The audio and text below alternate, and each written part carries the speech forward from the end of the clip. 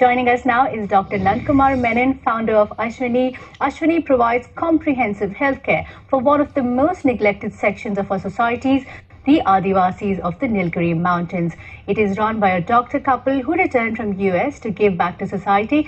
They trained the local Adevasi girls as nurses. Training had to start from basic elementary maths and English. The idea has always been to empower the community, and today these Adivasi nurses have come a long way.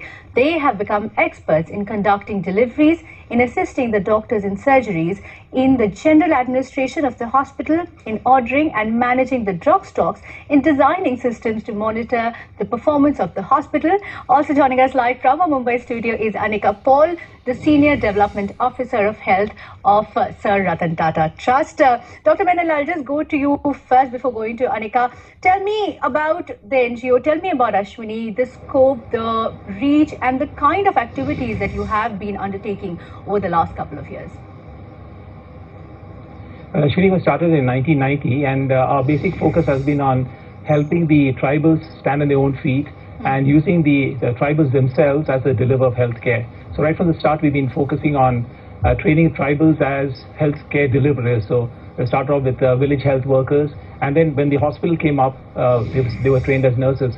So we take care of about 20 to 25,000 tribals in that area. And their situation is quite desperate in the 90s, with the population actually decreasing in number. So we set up a training program for the nurses, and the tribals themselves are delivering the healthcare. We now have progressed on from those days when we started in a small rented building to a good-sized 60-bed hospital, thanks to Tata Trust. And we have most of the infrastructure necessary now. So we have a base hospital, there are 60 beds, providing secondary care, level care. And we have 8 area centers because our tribal villages are distributed in a huge area. We have more than 300 hamlets that we are covering. And so basically we provide both primary as well as secondary care.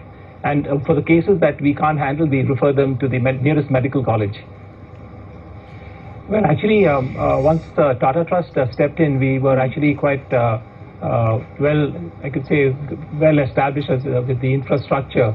So the reason for the expansion was that the tribals themselves felt that they should open their doors because they are a small group, it's only about 25,000. But the area is basically a poor area with a lot of coolie labor and a lot of poor people. So they felt that they should expand the scope of the hospital and the health work to include them also, which is the reason why this expansion took place.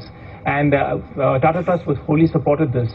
There's more than about 200,000 non-tribals who've been moved basically from Sri Lanka, who are also quite badly off. So it's actually the tribals who initiated this and said that they would like to open their doors, and that was the step towards building up the hospital to its present level. So it's to serve the tribals as well as the other poor people in the area.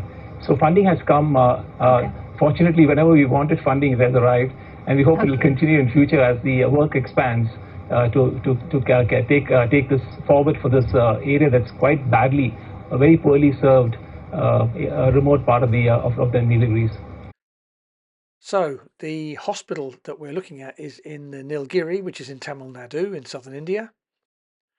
And you might wonder why 1110 in Wessex would be interested in that. Well, 1690, which is in the Aquitaine, a friend who's a fellow Rotarian there asked us to support them. The project is $37,000.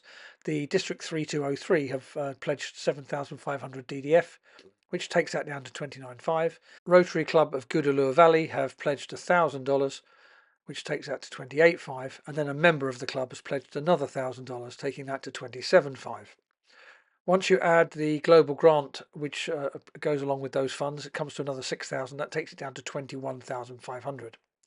So the project isn't as unreachable as it first seems.